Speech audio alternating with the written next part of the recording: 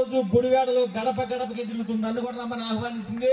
మనందరూ ఒక రోజు తీసుకొస్తే గుడివాడలో గడప గడపకి తిరుగుతాం అని చెప్పి ఆమె పొద్దున 9 గంటల దగ్గర నుంచి ఇక్కడే ఉంది. ఒక రోజు మనం వెళ్ళి ఆమెను ప్రోత్సహించి అమ్మడి తిరగాలి. ఆమెను ఒక్క నిమిషంలో ముగించమని కోరుతుంది. 1500 రోజులండి. నాకు అర్థమైంది. ఫస్ట్ నుంచి చూస్తున్నాను. మన పెద్ద ఆయన నారా చంద్రబాబు నాయుడు గారిని నమ్మి, ఆయన విధానాలు నమ్మి రాష్ట్రం బాగుపడాలి, మన పిల్లల భవిష్యత్తు అంటే మనం ఎంత కష్టపడినా కానీ పేరెంట్స్గా పిల్లలు బాగుపడాలని మనం అందరం ఆలోచిస్తామండి. అలా ఆలోచించి మీరందరూ పెద్ద మనసుతోటి ఇన్ని వేల ఎకరాలు భూములు ఇచ్చారు. మీరు ఎంత కష్టపడ్డారో నేను అంతా చూస్తూనే ఉన్నాను. అమెరికాలో ఉండి అంటే లాస్ట్ 1 ఇయర్ నుంచి కూడా నేను ఆంధ్రప్రదేశ్లోనే గ్రౌండ్లో తిరుగుతున్నాను. పార్టీ బలోపేతానికి అంటే నేను ఎప్పుడు పసుపు కండువా కప్పుకున్న దాన్ని కాదు.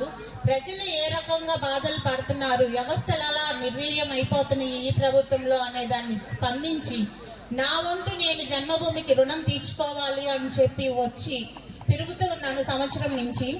అయితే అదే పెద్ద గొప్ప విషయం ఏం కాదండి. మీరందరూ పడుతున్న బాధల్లో చూస్తే నాది ఒక వంతు కూడా ఉండదు. అయితే ఇప్పుడు ముఖ్యంగా అందరూ నాయకులందరూ అదే అమరావతి అలా ఇలా అన్నీ చెప్తా ఉన్నారు. సరే, అవన్నీ కొన్ని రోజులు అంటే 3 నెలలు పక్కన పెడతామండి. ఓకేనా? మీ అందరు నేను చెప్పింది వింటారు కదా. అయితే 3 నెలలు మనం పడిన కష్టాలు అన్ని పక్కన పెట్టేద్దాం. కార్యాచరణ ప్రణాళిక అనే దాంతో ముందుకు వెళ్ళాలి. ఇది మనందరము కూడా నడుం బిగించి, ముఖ్యంగా మహిళలు, ఒక మహిళ తలుచుకుంటే ఒక ఇల్లు మంచిగా అవడానికి తోడ్పడుతుంది, దాన్ని కోవడానికి కూడా మహిళ తోడ్పడుతుంది. అయితే ఇక్కడ ఒకటి కూలుద్దాం, ఒకటి పెంచుదాం. ఏంటంటే కోల్వాల్సింది ఇప్పుడు ప్రభుత్వాన్ని మనము కూర్చోబెట్టాల్సింది నారా చంద్రబాబు నాయుడు అనబడే నేను అనే పదము వినపడే అంత వరకు, అంటే పోలింగ్ బూత్ కు వెళ్ళి ఓటు వేసే అంతవరకు చంద్రబాబు నాయుడు గారిని వేద మంత్రాల సాక్షిగా తీసుకొచ్చి సింహాసనం మీద కూర్చోబెట్టి ఆయనకి పాలాభిషేకం చేసి మనం ఆయన్ని కూర్చోబెట్టే అంతవరకు కూడా మనలో ఒక్కళ్ళం కూడా ఇది అయిపోయింది అని చెప్పి కొంచెం విషయం చెప్తున్నాను. అయితే ఏంటమ్మా కృష్ణప్రియ ఎలా చేయాలి అంటారా? ఏం లేదండి, pretty సింపుల్. అందరిలాగా నేను ఉపన్యాసాలు చెప్పను, ఒక్కటే పాయింట్ చెప్తా. ప్రతి బూత్ కి వెళ్ళి 3-4 కలిసి ఆ బూత్ లో ఉన్న ప్రతి ఒక్క ఓటర్ కి కూడా ఇప్పుడు ఏం జరుగుతుంది, 4.5 ఏళ్లలో ఏం జరిగింది, రేపు దాన్ని ఏ విధంగా మనం చేద్దాము, దానికి ఒక పెద్ద ఆయన ఉన్నారు, ఒక విజనరీ. ఆయన ఒక్కడు మాత్రమే దీన్ని సరిదిద్దగలడు. ఎవరండి ఆయన? నారా చంద్రబాబు నాయుడు గారు. ఆయన్ని కూర్చోబెట్టాలి. అప్పుడే మన బాధలన్నీ పోతాయి.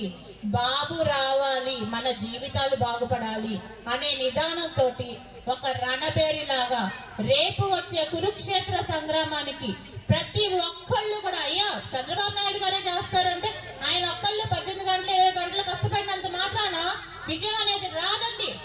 మీరందరూ కూడా నడుం బిగించి ఒక సైనికుల్లాగా ఒక యుద్ధానికి, ఒక కురుక్షేత్ర సంగ్రామానికి రెడీ అయిపోండి. ఆ రోజు కురుక్షేత్ర సంగ్రామంలో ఎట్లయితే మంచికి చెడుకు మధ్య యుద్ధం జరిగిందో, దానిలో చెడు వైపు నిన్న కౌరవులను ఎలా వధించారో అందరూ కలిసి మంచి అనేది శ్రీకృష్ణుడితో పాటు మీరందరూ కూడా ఆ కురుక్షేత్ర సంగ్రామానికి రెడీ అయిపోయి కౌరవ వధ జరగాలండి.